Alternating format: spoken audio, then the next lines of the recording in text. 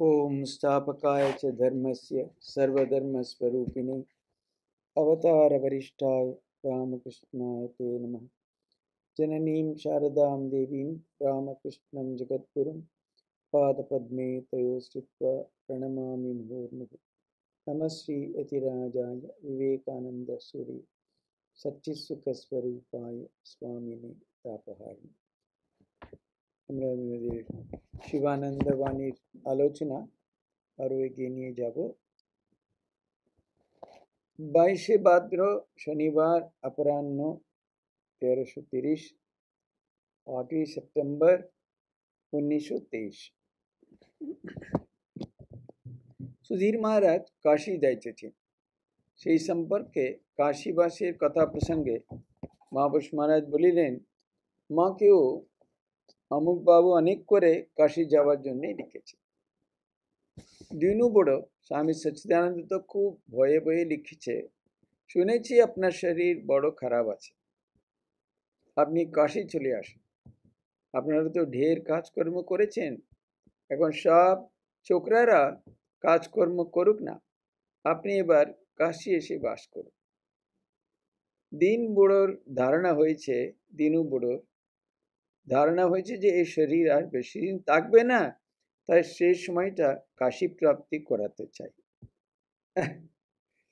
মানে মহারাজ খুব সুন্দর করে এটা ধরে পেরেছেন আর কি। ওই সচ্চিদানন্দ মহারাজ ভাবছেন এখনো এরকম কিছু আছে আর কি, কাশীতে মৃত্যু হলে মুক্তি। মহাপুরুষ মহারাজ কি কাশী যেতে হয়? তাই মহারাজ বলবেন, আমাদের বাবার সকল জায়গায় কাশী, যেখানে যে অবস্থায় শরীর যাক না কেন সবই কাশী প্রাপ্তি।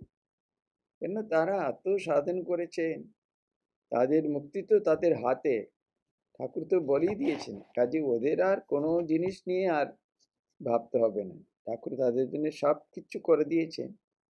অতএব তারা কি কোনো সাধারণ মানুষ অমুক জায়গায় শরীর গেলে এই হবে তা না, ওদের সব জায়গায় কাশী, যেখানেই শরীর যাক না কেন সবই কাশী প্রাপ্তি। আর ঠাকুর যতদিন রাখবেন হাসতে হাসতে, ততদিন কেউ মারতে পারবে না। রাখে প্রভু মারে কে। আবার যখন যখন ঠাকুর ডাকবেন তখনও কেউ রাখতে পারবে না। দেখুন কত তার একটা শরণাগত ভাব। উনি যাওয়ার জন্যও ব্যস্ত নন, থাকার জন্যও ব্যস্ত নন। যতদিন ঠাকুর রাখবেন রাখবো, যেদিন যেতে বলবেন যাব। সম্পূর্ণ শরণাগতি ঠাকুরের চরণের। আমরা তো রেডি হয়ে বসে আছি, শেষ সময়ে কাশীতে বাস করব, কাশী প্রাপ্তি হবে বলে এসব তো সংসারী লোকেরা করবে, সাধারণ লোকেরা করবে। আমরা তো আর এই জগতের লোক নই। মায়া স্পষ্ট বলছেন এগুলো সাধারণ সংসারী লোকের কথা। শেষ মৃত্যু কাশীতে হলে মুক্তি হবে, এসব আমাদের ওইসব নয়। আমরা তো সাধারণ লোক নয়। পরিষ্কার করে বলছেন আমরা তো আর জগতের লোক নয়, ঠাকুর কৃপা করে আমাদের সব দিয়ে দিয়েছে। শুধু না, ওরা তো ঠাকুরের সাঙ্গ পাঙ্গ হিসেবে ওনার সাথেই যারা এলো, কাজে ওদের তো যা ঠাকুরের যা নির্দেশ তাই হবে তাদের জীবনে। ওরা ওই জন্যে কোনো কিছু করার জন্য ব্যস্ত নয়, না করার জন্য ব্যস্ত নয়। তার ভক্তেরা যেখানেই দেহত্যাগ করুক না কেন তাতে কিছু এসে যায় না, সবই কাশী প্রাপ্তি। ঠাকুর বলছেন শুধু মানে আমাদের নয়, তার ভক্তদেরও। ঠাকুরের সত্যি সত্যি কেউ ভক্ত হয়, তারা যেখানেই তাদের মৃত্যু হবে সেখানেই কাশী প্রাপ্তি। ঠাকুর একটু থেকে বলছেন যাদের শেষ জন্ম তারাই এখানে আসবে। কিন্তু এখানে আসা মানে কি শুধু শারীরিক রূপে আসা, কোনো রকম একটু এখানে এসে একটু দীক্ষা নিলাম, বা যখন সুবিধে একটু কোনো মঠ মেশিনে গেলাম, আরতি অ্যাটেন্ড করলাম, ওইটুকু নয়।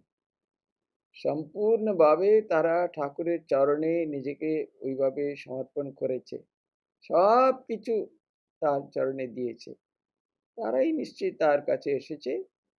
তাদের মুক্তি তো অবশ্যই। জেনে ঠাকুর বলছেন না, এখানে দুই ধরনের ভক্ত আসে। কেউ এসে তারা শুধু নিজের মুক্তি কামনা করে, কিন্তু আমার অন্তরঙ্গরা ওরা তিন জিনিস জানতে চায়, ওরা কে, আমি কে, আমাদের সম্পর্কটা কি। এ তো আসল।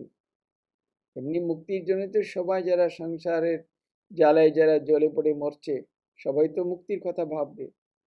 কিন্তু যে ঠাকুরকে অবতার রূপে, ভগবান রূপে কাছে যারা পেয়েছে, তারা ওনার সম্বন্ধে সঠিক যারা জানতে চাইবে, তারাই সত্যি তার ভক্ত।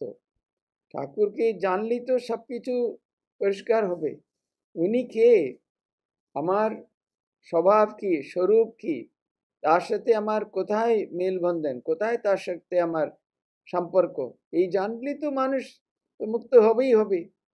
এই তো সত্যিকারী মুক্তির চাওয়ার লক্ষণ। আমাদের অনেকেই বলে, মহারাজ আমাকে যেন তুলে নেন। এগুলো কোনো কথার কথা? মানে কোনো হয়তো অসুবিধা হয়েছে, কিছু ব্যথা হয়েছে, কিছু হয়েছে, কারো মৃত্যু হয়েছে, কিছু লাভ লোকসান হয়েছে, কিছু হয়েছে, ওইসব কিন্তু বৈরাগ্য ওইরকম নয়। সত্যিকারী জীব জগৎ এ সম্বন্ধে সব জানলে তাহলে আর কি সবই কাশী প্রাপ্তি। এই যে শারদা ত্রিগুণাতীতানন্দ সান ফ্রান্সিসকোতে দেহ রাখলো, তাতে হয়েছে কি, সে জেহান্তে তার কাছেই গেছে। যার হৃদয়ে সেই বিশ্বনাথ ঠাকুর বিরাজ করছেন, তার হৃদয়ে তো কাশী, তার আবার ভয় কি? অতএব সত্যি সত্যি আমাদের হৃদয়ে যদি ঠাকুর বিরাজ করেন, তাহলে আমরা তার কাছেই যাব, সেই আমাদের কাশী। 9 সেপ্টেম্বর 1923, আজ রবিবার। মহাপুরুষ মহারাজ নিজে ঘরে বিছানায় বসিয়া আছে। বেলা আন্দাজ 9টা হইবে। ভক্তরা অনেকেই আসিয়াছেন এবং নানা প্রসঙ্গ হইতেছে। জনৈক ভক্ত একটু কৌতূহল পরবশ হইয়া মহাপুরুষজিকে জিজ্ঞাসা করলেন, মহারাজ আপনার বয়স কত হবে?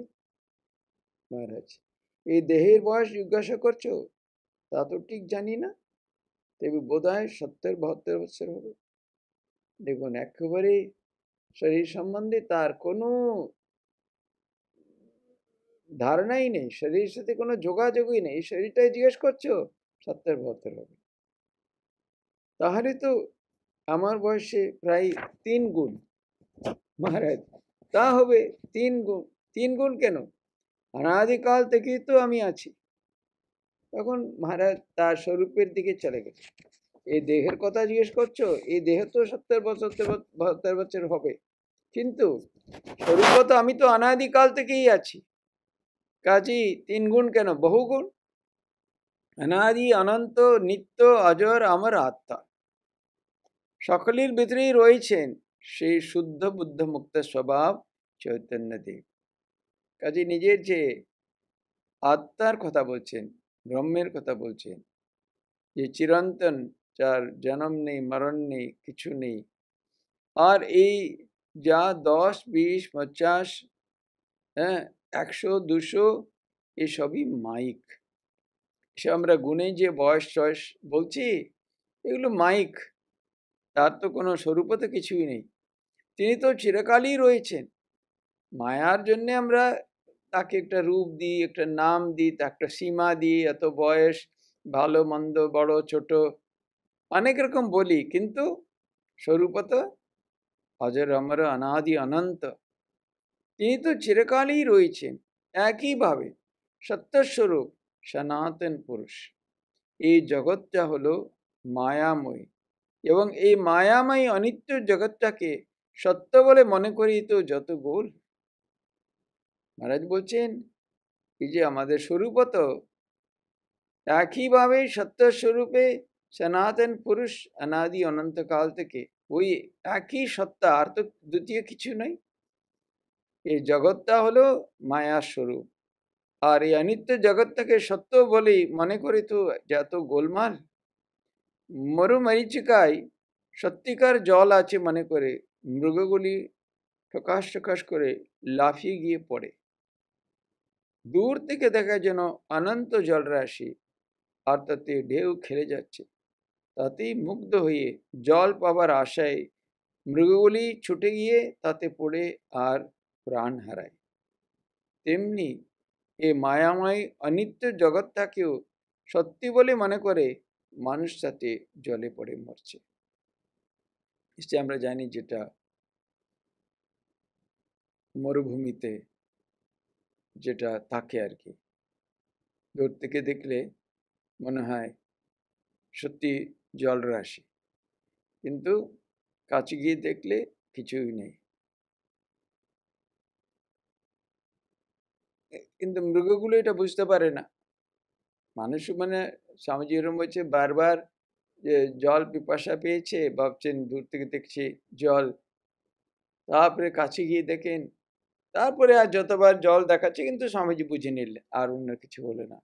কিন্তু যে জানোয়াররা হয়তো অতটা বুঝতে পারে না, ভাবছে দূর থেকে জল, ছুটে ছুটে যায়, লাফ দিয়ে পড়ে যায়, পড়ে গিয়ে মরে যায়। বলছে এই অনন্ত জগৎটাকে আমরা সত্যি বলে মনে করে মানুষ সাথে জলে পড়ে মরছে। আমরা ওই মরুভূমিতে সেখানে আমরা হয়তো বুঝতে পারি, কিন্তু জগতেরও ওই রকম তো। জগতে আমরা যা দেখছি, যা অনুভব করছি, যেটাকে আমরা সত্য মনে করি, যেটাকে চিরন্তন মনে করি, আমি আমার সবসময় আমরা বলি, কোনোটাই ওই রকম নয় স্বরূপত। এটা আমরা বুঝতে পারি না বলে বারবার আঘাত পাই, বারবার মার খাই, আর জলে পড়ে মরি।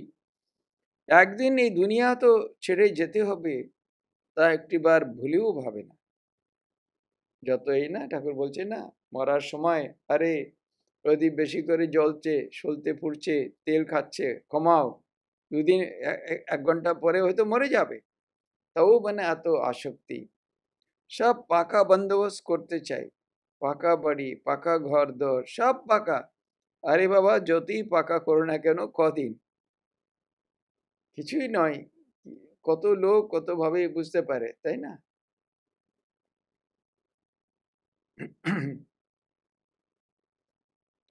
উপস্থিত একজন বৃদ্ধ ভদ্রলোককে লক্ষ্য করিয়া বললেন, একবার যান, গঙ্গায় হাত মুখ ধুয়ে ঠাকুর ঘরে গিয়ে একটু বসুন। ঠাকুরকে আমরা কৈলাস করে রেখেছি, বৈকুণ্ঠ করে রেখেছি। মানে ঠাকুর রয়েছেন, মা রয়েছেন, স্বামীজি মহারাজ, বাবুরাম মহারাজ, যোগিন মহারাজ, সকলেই রয়েছেন। আমি তো যখন ঠাকুর ঘরে যাই মনে হয় যেন কৈলাসে এলুম। মাঝে মাঝে গিয়ে বসি, আর আনন্দ, আনন্দে প্রাণ ভরে যায়। ভক্তকে বলছেন যান, মন্দিরকে তো আমরা কৈলাস করে রেখেছি, এখানে ঠাকুর, মা, স্বামীজি, তার সন্তানরা সব উপস্থিত। বলছেন মাঝে মাঝে যায়, কি আনন্দ ভরে যায় মন। নিকটস্থ জনৈক সন্ন্যাসীকে জিজ্ঞাসা করলেন, তুমি কখন ঠাকুর ঘরে যাও? সকালে 9টা-10টার সময় আর সন্ধ্যাবেলা। মহারাজ ভোরে যাও না কেন? না মহারাজ, ভোরবেলায় বিছানায় বসে ধ্যান করে। মহারাজ বিছানায় বসে কেন? সকালে উঠে হাত মুখ ধুয়ে ঠাকুর ঘরে গিয়ে ধ্যান করবে, বিছানায় বসতে যাবে কেন? ও ভালো নয়। অবশ্য অন্যত্র যদি বসবার কোনো সুবিধা না থাকে সে স্বতন্ত্র কথা, তখন বরং বিছানায় বসবে। বিছানায় বসলে আলস্য আসে আর ঘুম পায়, এ আমাদের খুব এক্সপিরিয়েন্স আছে। মহারাজ বলছেন ওই অবস্থায় বিছানায় বসলে ঘুম আসে, আলস্য আসে। কিন্তু তুমি সকালবেলা উঠেই হাত মুখ ধুয়ে ঠাকুর ঘরে গিয়ে ধ্যান করবে। বিছানা আর বালিশগুলো যেন টেনে শুইয়ে ফেলে। আমি তো পারতপক্ষে বিছানায় বসেই নাই। দেখুন মহারাজের কত সমাধি, কত অনুভব, কত সাধন ভজন, কত ঠাকুরের সান্নিধ্য, তার সঙ্গ। তিনি বলছেন আমি বিছানায় প্রায় বসি না, না বসলেই যেন টেনে শুয়ে দেয় এরকম।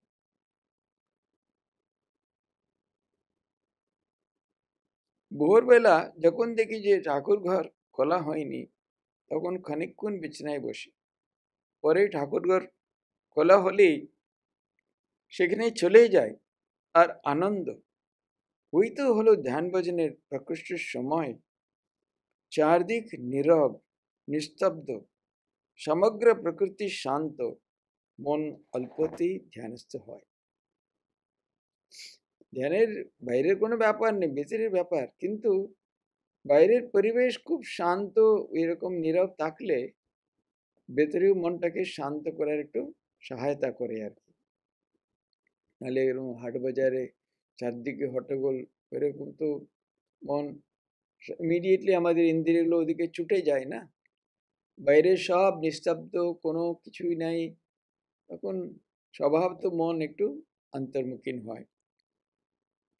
আমরা তো আমার তো 3টে বাজলেই ঘুম ভেঙে যায়, তার যখনই শুই না কেন। ঠাকুরকে দেখছি রাত 3টে বাজলে আর কিছুতেই ঘুমোতে পারতেন না। অমনি তার ঘুম খুব অল্প ছিল, 1 ঘন্টা 2 ঘন্টা হলে তো ঢের। উঠেই ভগবানের নাম করতে শুরু করে দিতেন। তারপর সবসময় 3টে বাজলেই উঠে পড়তেন আর কি। আর রাতে খুবই তার ঘুম কম হতো আর কি। বলছেন 1-2 ঘন্টা হলেই তো একবারে ঢের হয়েছে। উঠেই ভগবানের নাম করতে শুরু করে দেন। কখনো ওঙ্কার ধ্বনি, কখনো বা হাততালি দিয়ে মায়ের নাম, বা বেরিয়ে বেরিয়ে হরি নাম করতেন। তার ঘরে আমাদের যারা থাকতো সকলকে ডেকে তুলে দিতেন, ঘুমাবার উপায় নেই আর কি। বলতেন, ওরে তোরা উঠলি, উঠ, একবার উঠে ভগবানের নাম কর। এই বলে সকলের কাছে গিয়ে গিয়ে তুলে দিতেন। আর তার তো ওদিকে ক্রমাগত নাম গান চলেছে, মাতোয়ারা ভাব। কখনো নাম করতে করতে পাশের বারান্দায় বেরিয়ে পড়তেন, বালকের মতো উল্লাঙ্গ। বাহ্যিক কোনেই হুঁশ নেই। কোনো কোনো দিন আবার কীর্তন শুরু করে দিতেন, সঙ্গে খোল করতাল বাজত, আমরাও তাতে যোগ দিতাম। সকাল থেকেই ওইরকম একটা ঘন একটা আধ্যাত্মিক ভাব ছড়িয়ে পড়তো উনি যেখানে থাকতেন আর কি। আমরাও তাতে যোগ দিতাম। তিনি বেশিরভাগই নাম কীর্তন করতেন, আর মাঝে মাঝে নিজেই আখল দিতেন, কখনো বা ভাবাবেশে নাচতেন। আহা, কি মনোহর নৃত্য! সেই সময় যেন অন্য লোক, তাকে চেনা যেত না। আহা, সে যে কি ভাবুকতা বলে বোঝাবার নেই। তার কণ্ঠস্বরও খুব মিষ্টি ছিল, এমন মধুর কণ্ঠ আর কারো শুনিনি। ওইভাবে চলতো সকাল পর্যন্ত। সকালবেলায় উঠেই প্রায় অনেকক্ষণ এইভাবেই চলতো আর কি। সকলেই মাতোয়ারা হয়ে যেত, কেবল নাম আর নাম, যেন বৈকুণ্ঠ ধাম। কি আনন্দেই না তার কাছে আমরা ছিলাম। ঠাকুরের কথা স্মরণ করিয়া মহাপুরুষজি ভাবস্থ হইয়া পড়িলেন, আর যেন কথা বলতে পারতেছেন না।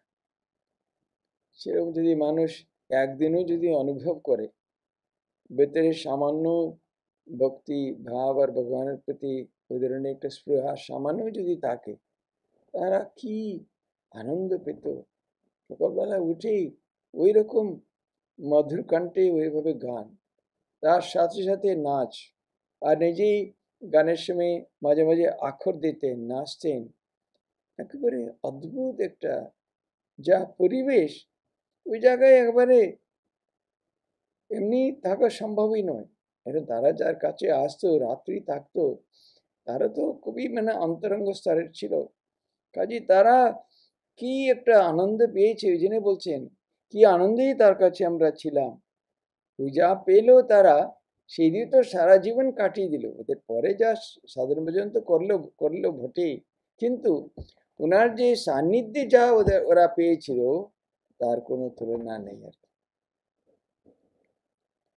পরবর্তী হচ্ছে বেলুড় মঠে 23শে মার্চ 1924 রবিবার বিকালবেলা মহাপুরুষ মহারাজের ঘরে বহু ভক্তের সমাগম হইয়াছে। তিনি কাহাকেও কুশল প্রশ্নাদি করিতেছেন, কাহারও বা প্রশ্নের জবাব দিতেছেন, কিন্তু মন যেন সর্বদাই অন্তর্মুখ। ওরা বাহ্যিক ভাবে এগুলো করতো, কথা বলছেন, জিজ্ঞেস করতেন, কিন্তু ওনাকে যারা কাছে পিঠে দেখতো, সদা সর্বদা দেখতে পেতে উনি যেন একটা অন্তর্মুখী হয়ে রয়েছেন আর কি। বাইরের এমনি হয়তো কথাটা তো বলছেন, কিন্তু সত্যিকারই তার মন কোন একটা অন্তর্জগতে। এটা মানে যারা ওখানে থাকতো সবাই এটা অনুভব করতে পারে আর কি। প্রায় ৩টার সময় একদল ভক্ত দক্ষিণেশ্বর হইতে আসিয়া মহাপুরুষ মহারাজের ঘরে প্রবেশ করলেন। তাহাদিকে দেখিয়াই মহাপুরুষজি আনন্দে বলিয়া উঠিলেন, এই যে, এসো, তোমরা সব কোত্থেকে? তারা ভক্তিভরে প্রণাম করিয়া বসিলে জনৈক ভক্ত বলিলেন, আমরা আজ দক্ষিণেশ্বরে গিয়েছিলাম, ওখানে দর্শনাদি করে মার প্রসাদ পেয়েছি, বেশ আনন্দে দিনটা কাটিয়ে এলাম। ঠাকুরের ঘর, পঞ্চবটি, বেলতলা প্রভৃতি স্থানে গিয়ে মনে হলো যে এইসব স্থানেই তো ঠাকুর কত সাধনা করতেছিলেন। এই ভক্তরা ওই জায়গায় গিয়েছিল দক্ষিণেশ্বর। সত্যি দক্ষিণেশ্বর, কামারপুর, জয়রামবাটি এসব জায়গায় তীর্থে যাওয়া সে একটা আলাদা পদ্ধতি আছে আর কি।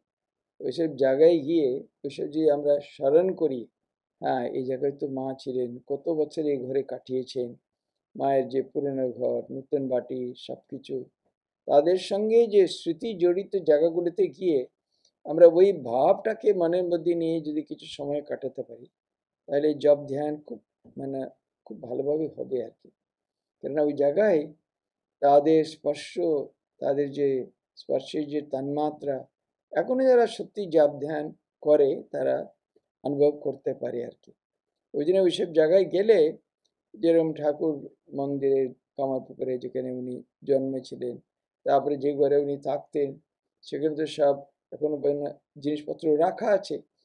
ওইসব জায়গায় গিয়ে বসলে এমনি হয়তো জাপ আমরা করি, তার সাথে সাথে আমরা যদি মনের সামনে ওই দৃশ্যগুলো আনতে পারি, এই ঘরে ঠাকুর কতদিন ছিলেন, কত ঘটনা এখানে হয়েছে, তার বাবা মা কি ভাবতেন, তার বিভিন্ন সময় তার ব্যবহার সেই নিয়ে, হ্যাঁ কত আমরা ঠাকুরের জীবনে পড়ি না, তার মা তখন মানে ঠাকুরের জন্মের আগে কত রকমের তার দর্শন হয়েছিল, এগুলো বলতেন। আর ক্ষুদিরাম বাবু বলতেন যে কাউকে বলো না, অন্যদের বলো না, ওনারা বুঝতে পারবে না, এরকম।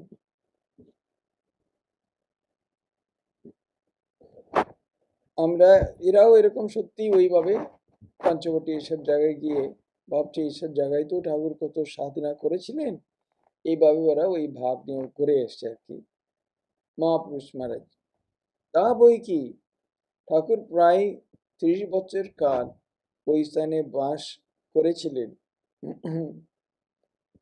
কত রকম সাধন ভোজন, কত ভাব মহাভাব ওখানে হয়ে গেছে। ওই যে ঠাকুরের ঘর, ও কি কম স্থান গা? আমার মনে হয় দক্ষিণেশ্বরী কাশী, অন্য কিছু মনে হয় না। কাশীর এত গুরুত্ব বা বিশেষত্ব কেন? কাশীতে স্বয়ং ঠাকুর নিজেরও দর্শন হয়েছে। বিশ্বনাথ এরকম যারই মৃত্যু হয়েছে, মা তার সব ঘাটগুলো খুলে দিচ্ছে, আর বিশ্বনাথ তার কানে তারক মন্ত্র দিচ্ছে, ও মুক্ত হয়ে যাচ্ছে।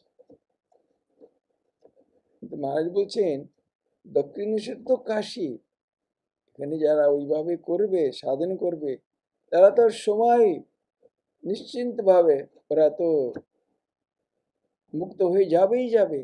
কাজে দক্ষিণেশ্বর হলো সত্যিকারী কাশী। তো কাশীতে এরকম ঠাকুরের দর্শন হয়েছে।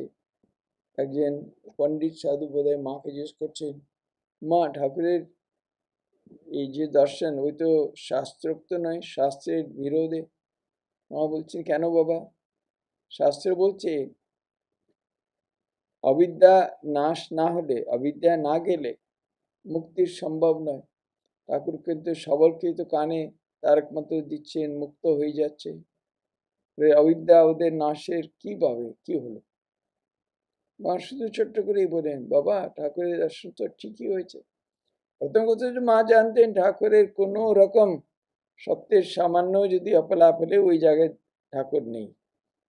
অতএব ঠাকুর যা দেখতেন যা অনুভব করতেন সব কিছু একেবারে সপরিসর সত্য, সে তো মা জানতেন। আমি এখন ওটাকে কিভাবে ব্যাখ্যা করা যায় সেই নিয়ে কথা। মা বললেন ঠাকুর তো ঠিকই দেখেছে, মা যে যে গাঁটগুলো খুলেছেন সেই কি, আমরা অবিদ্যা দ্বারা যে আমাদের অবিদ্যার বন্ধন সেগুলো মা খুলে দিচ্ছেন। ওই বন্ধন থেকে মুক্ত হলে সে যখন মুক্তির চেয়ে একেবারে প্রস্তুত, মুক্তির মুক্তির জন্য ও তো একেবারে উপযোগী, তখন ওকে মানে ঠাকুর তার কানে তার মতো দিচ্ছেন। কিন্তু এটা শাস্ত্রের সাথে অসঙ্গতিটা কোথায়? সাধুটা চুপ হয়ে গেল। কাজে অবিদ্যার নাশ তো মুক্তির উপযোগী করে, মুক্তির সে তার যোগ্যতা অর্জন করিয়ে দেয়। উপনিষদ আছে না, হৃদয়তে চিদ্যতে হৃদয় গ্রন্থি, হ্যাঁ, বিদ্যতে হৃদয় গ্রন্থি চিদ্যন্তে সর্ব সংশয়। হৃদয় গ্রন্থিগুলো যদি কেটে যায় তখন সব সংশয়, চিদ্যন্তে সর্ব সংশয়, সব সংশয় চলে যায়। তখন তো সে একেবারে অজ্ঞান যে চলে যায়, তখন যে তারক মন্ত্র পাওয়ার জন্যে বা মুক্তির জন্যে তো সে একেবারে প্রস্তুত, সে একেবারে তৈরি। কাজে আর সেরকম। কিন্তু মহারাজ বলছেন এই দক্ষিণেশ্বর তো কাশী, অন্য কিছু মনে হয় না, তাই মধ্যে মধ্যে যাই, সর্বদা যেতে পারি না, এখন হতে রোজ প্রণাম করি। এমন স্থান কি আর আছে? কাশী যেমন এই সংসারের মধ্যে নয়, দক্ষিণেশ্বর তাই। কাশীর সম্বন্ধে এটা বলে আর কি, কাশী জগতের মধ্যেই নেই, জগতের থেকে এটা আলাদা একটা জায়গা, সৃষ্টি জায়গা। উনি বলছেন দক্ষিণেশ্বরও তাই। ভক্ত মহারাজ, আপনারা কাশীপুরে কখন এসেছিলেন এবং কি করেই বা স্বামীজি মহারাজ মঠ গড়ে তোলেন, সেই সব প্রসঙ্গ আপনার নিকট শুনতে খুব ইচ্ছা হয়। মানে একটু মহারাজকে একটু গিয়ে মহারাজকে শুনতে চায় আর কি, মহারাজের পূর্ণ দিনের স্মৃতিগুলো মহারাজ যখন প্রসঙ্গ করবেন সে তো অত্যন্ত একটা মধুময় একটা উপলব্ধি। তিনি বলছেন আপনারা কাশীপুরে কখন এসেছিলেন এবং কি করেই বা স্বামীজি মঠ গড়ে তোলে, এই সব প্রসঙ্গ আপনার কাছে শুনতে খুব ইচ্ছা হয়। মহাপুরুষ মহারাজ একটু চুপ করিয়া রইলেন, যেন মনকে ধীরে ধীরে বাহির জগতের দিকে টানিয়ে আনিতেছে। বলছে না, সবসময় ওনাকে দেখলে মনে হতো যেন উনি খুব অন্তর্মুখ হয়ে বসে রয়েছেন, এই জগতের জন্য তার মন নেই। এখন এই প্রসঙ্গ শুনে উনি চুপ করে আছেন, যেন ধীরে ধীরে মনটাকে টানছেন আর কি। পরে আস্তে আস্তে বললেন, ঠাকুরের যখন গলার অসুখের খুব বাড়াবাড়ি, তখন চিকিৎসা ও সেবাদির সুবিধা হবে বলে তাকে শ্যামপুকুর হতে কাশীপুর বাগানে আনা হলো। ওই তো আরম্ভ আর কি। 1885 শেষের দিকে ঠাকুরকে নিয়ে আসা হলো কাশীপুরে। আমরা সকালে ওর তার সেবা করার জন্য তখন আসি। পরে ক্রমে সেখানেই ঠাকুরের দেহত্যাগ। আসলে কাশীপুরেই ওরা সব একসঙ্গে হলো আর কি। তার আগে যখন সুবিধা একটু দক্ষিণেশ্বর আসতো চলে যেত। কাশীপুরে তখন মোটামুটি ঠাকুরের এত শরীর খারাপ, তখন সেবার জন্যই লোক লাগতো।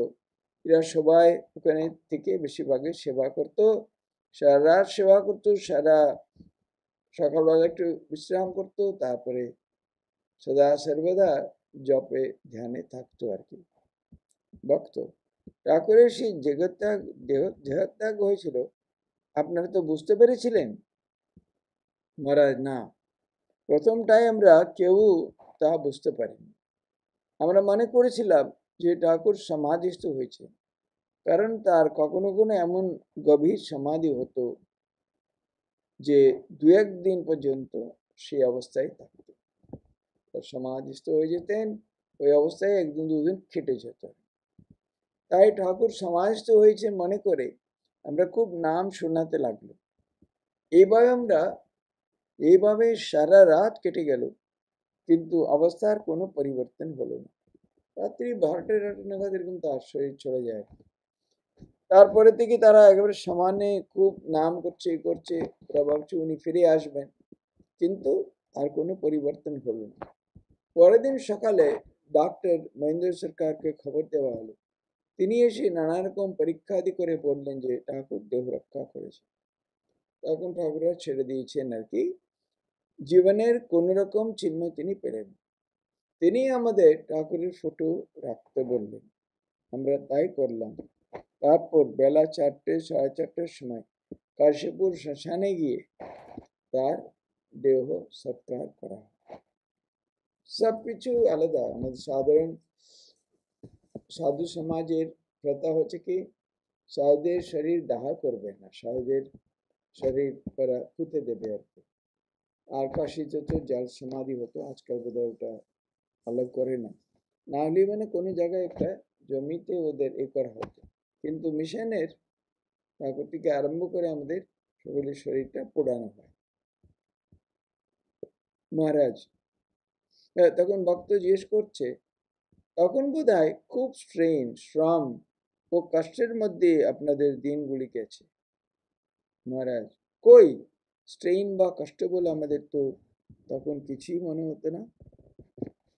সত্যি তাদের তো সবাই এরকম, মানে তাদের 18, 19, 20 এরকম বয়স, বাড়িতে লোকের মত নেই, টাকা পয়সা নেই, খাবার কোনো ব্যবস্থা নেই, থাকার জায়গা নেই। সাধারণ আমরা যে বাইরের দৃষ্টি থেকে বললে প্রচন্ড কষ্টের মধ্যে গেছে, কিন্তু মনের এত আনন্দ, কোনো কিছুই তার মনে হচ্ছে না। বলছেন আমরা তো কিছুই মনে হতো না, আমরা একভাবে তখন দিন কাটাচ্ছি ঠাকুরের সেবা, ধ্যান, জপ এবং তপস্যা দিতে এত মত্ত হয়ে থাকতাম যে দিনরাত কোন দিক দিয়ে যেত তার হুঁশই অনেক সময় থাকতো। মানে ওরা একসাথেই থাকতো, ঠাকুরের সেবা আর জপ ধ্যান, এমন ওরা মজে যেত, এমন ডুবে যেত, মানে কোনো কিছু তারা পরবাহ করতো না। খাবার থাকলো না থাকলো কোনো কিছু ওদের ব্যাপার না। কোন দিক দিয়ে সময় চলে যেত তা দিন রাত বুঝতেই পারতো না। সে এক সময় গেছে। ঠাকুরের দেহত্যাগের পর ক্রমে ক্রমে প্রায় সকলে বাড়ি গেলেন, কিন্তু গোপালদা, লাটু আর আমি গেলাম না। লাটুর তো কোনো জায়গায় ছিল না। গোপালদা বোধহয় বয়স্ক ছিলেন, উনি বোধহয় আগের থেকে কিছুটা প্রস্তুত ছিলেন। আর মহাপুরুষ মহারাজ বোধহয় বাড়িতে তার এই ছিল, অনুমতি ছিল, উনি ওইভাবে চলে এলেন, থাকলেন, কোথাও গেলেন না। স্বামীজিও বাড়ি গেলেন, কিন্তু সর্বদাই যাতায়াত করতেন ও খবরাখবর নিতেন।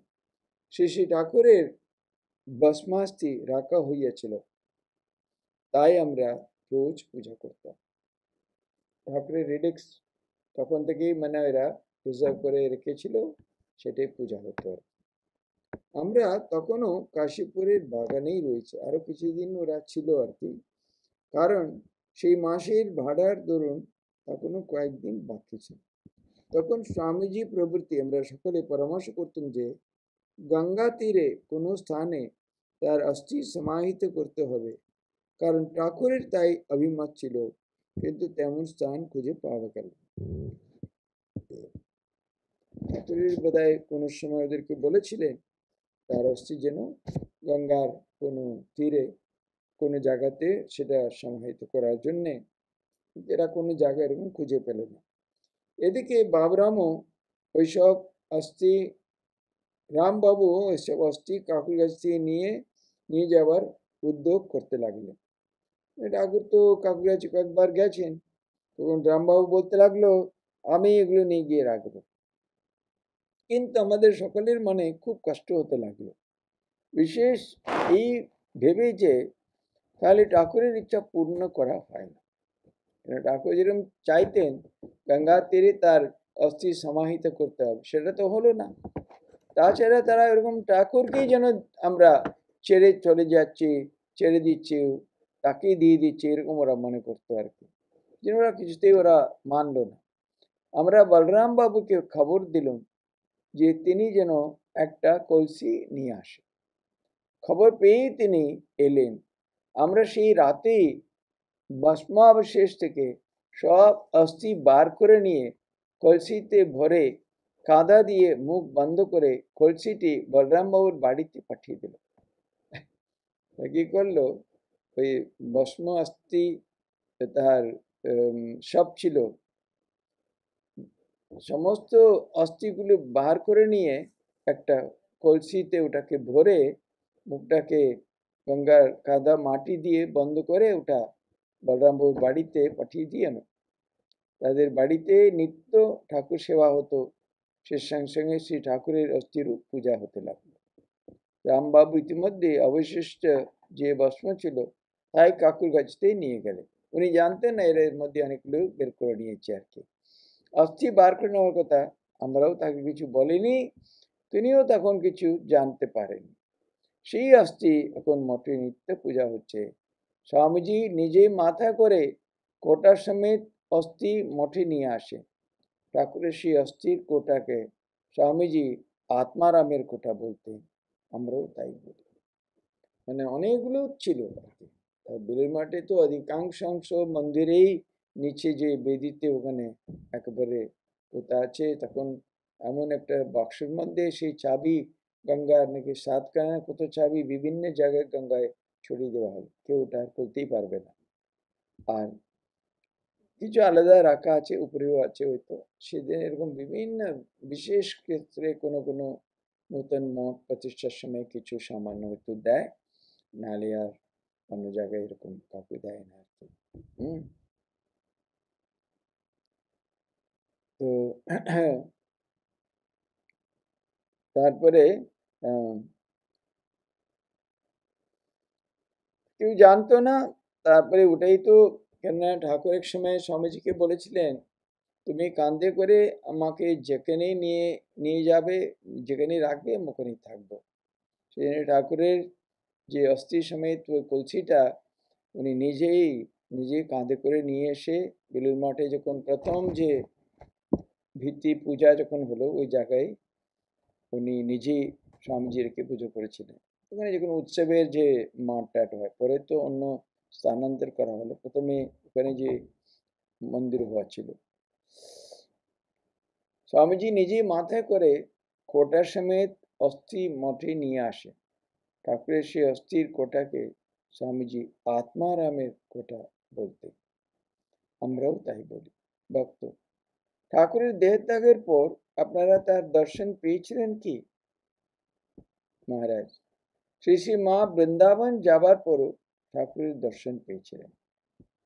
যাই হোক, ইতিমধ্যে আমিও বৃন্দাবনে চলে গেল।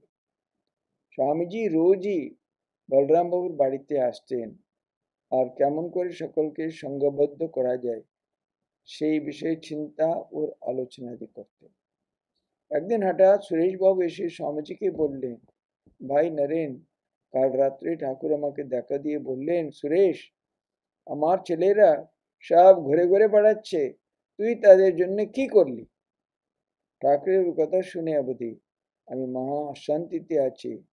তুমি ভেবে চিনতে যা হয় একটা কিছু করো, তুমি যা করবে আমি তাতেই রাজি আছি।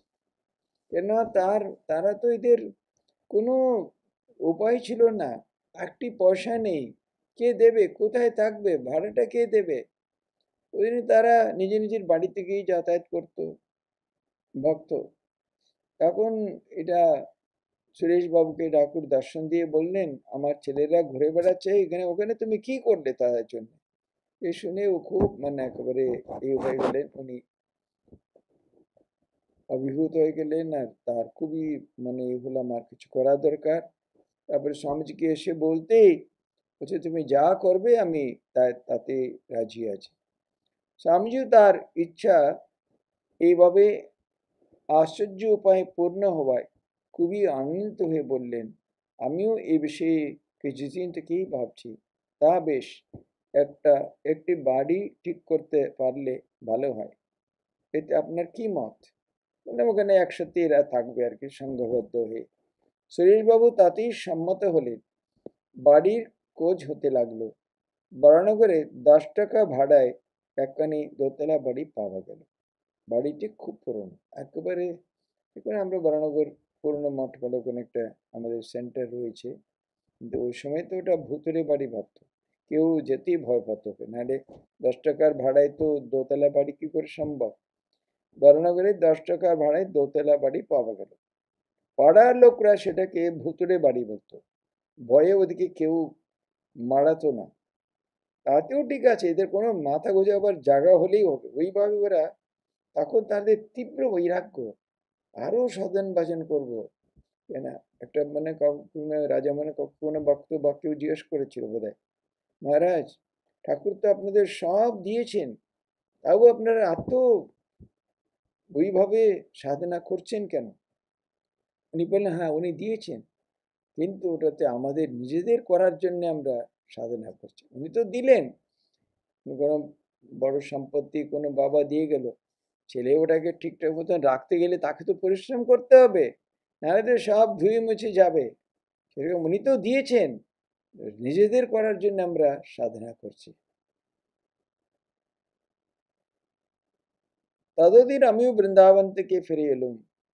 স্বামীজি আমাকে দেখে বললেন, তারকদা আপনি এসেছেন, বেশ হয়েছে, আমি আপনার কোথায় ভাবছিলুম। বারানগরের বাড়ি ভাড়া পাওয়া গেছে, চলুন সেখানে। কেন, ঠাকুর মহাপুরুষ মহারাজ তারক তো আর বাড়ি গেলই না, ঠাকুর চলে যাওয়ার পর উনি এদিক ওদিক করে বৃন্দাবন চলে গেল মার এদের সাথে, আবার ফিরে এসে বারানগরে চলে গেলে। আমরা তথায় এসে থাকতে লাগলো। তখন সকলেরই প্রাণে তীব্র বৈরাগ্য, সাধন ভজন পূজা পাঠ খুব চলছে, দিন রাত সমভাবে কেটে যেত, মানে দিনে যেরকম রাত্রি যেরকম, কোনো তফাৎ নেই। ক্ষুধা তৃষ্ণা বোধ পর্যন্ত থাকতো না, মানে ওরা বলতো তো না, তো ঘন্টার পর ঘন্টা শুধু ধ্যান করেই যাচ্ছে, এ করেই যাচ্ছে, কেউ উঠছেই না। একমাত্র শশী মহারাজ, ও তো ঠাকুর সেবায় নিয়ে থাকতো, ঠাকুর যেন জীবন্ত ওইরকম একেবারে খুঁটিনাটি ধরে সেবা করতো, তাই জন্য কিছু মানে কোনো জায়গায় উনি শিক্ষকতাও নিয়েছিলেন, তাহলে ঠাকুরের সেবার জন্য জিনিসপত্র কিনতে হবে কতবার, ও কিছু খাওয়া দাওয়া রেডি করে সময়কে একবারে বারবার ডেকে ডেকে তুলে একটু খাওয়াতো, নাহলে কারো খাওয়ার ইচ্ছা হতো না। ক্ষুধা তৃষ্ণা বোধ পর্যন্ত থাকতো না। খুব ভজন কীর্তনও হতো। এক এক সময় এমন নৃত্য হতো যে নিচে যে একটি দরবান ছিল, সে ভয়ে অস্থির হয়ে যেত, পাছে দালান ভেঙে পড়ে। দোতলার বাড়ির ওদিকে নিচের দিকে বোধহয় একজন দরবান থাকতো, সে উপরে এমন নাচ গান চলছে, ভাবছে বাড়ি না ভেঙে যায়, ভেঙে পড়লে তো মুশকিল। খুব আনন্দে আমাদের দিন কাটতো। অমনি করে সাধন ভজন ত্যাগ তপস্যাদের ভেতর দিয়ে আমাদের সঙ্গে গোড়া পথে। জন্য এই সঙ্গের বিশেষতা হচ্ছে কি, একেবারে সাধনশীল। আমাদের বক্তৃতা, বই লেখা, এই লেখা, ভাষণ দেওয়া, এগুলো কিছুই নয়। এই সঙ্গের বিশেষতাই সাধনশীল জীবন। আমাদের যে পুরনো যে সাধুরা যে ছিল, তারা খুব বক্তা শ্রোতা এইসব মানে তাদের বলা করা এগুলি নিয়ে তারা প্রসিদ্ধ ছিলেন না, তাদের খ্যাতি ছিল না। তাদের সাধন ভজনে, তারা তপস্যার জীবনের জন্য, তপস্যা পরবর্তীকালে ঠাকুরের পরে ঠাকুরের সন্তানদেরও, স্বামীজি শিষ্যরা, রাজা মহারাজের যে প্রথম শ্রেণী তারা, তারা সমস্ত এত সাধনশীল জীবন তাদের ছিল। এই জন্যে আমাদের মানে বরাবর এরকম ডিরেক্টরি সাহেবের মধ্যে স্বামীজি একজন বড় বক্তা ছিলেন, আর আবেদানজি, বাকিরা ওরা তো কেউ বলতোই না। কাজে এটা আমাদের ট্রেডিশন নয়, আমাদের ট্রেডিশন হচ্ছে কি সাধন ভজন ত্যাগ তপস্যা, এটা আমাদের মনে রাখতে হবে।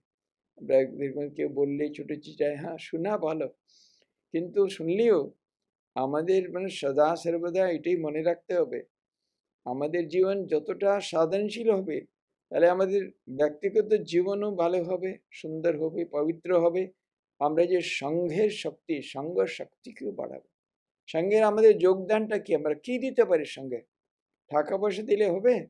টাকা পয়সা হয়তো কাজকর্মের বিল্ডিং এর জন্য দরকার হতে পারে, কিন্তু আমাদের মূল, আমাদের যদি আমরা সবাই যদি মিলে এক সংঘের, আমরা সবাই সংঘের একটা অঙ্গ যদি আমরা সবাই নিজেকে মনে করি, তাহলে আমরা সাধন ভজনটাই আমরা সংঘকে আমরা দিতে পারি। যতটা আমরা সাধন করব, সেই সঙ্ঘের সেই যোগ হবে, সঙ্ঘের শক্তির হিসাবে যোগ হবে। জেনে আমাদের সকলেরই সাধনশীল হতে হবে, এটাই আমাদের মনে রাখতে হবে আর কি। ওম শান্তি শান্তি শান্তি, হরি ওম তৎসৎ। শ্রীরামকৃষ্ণার্পণমস্তু।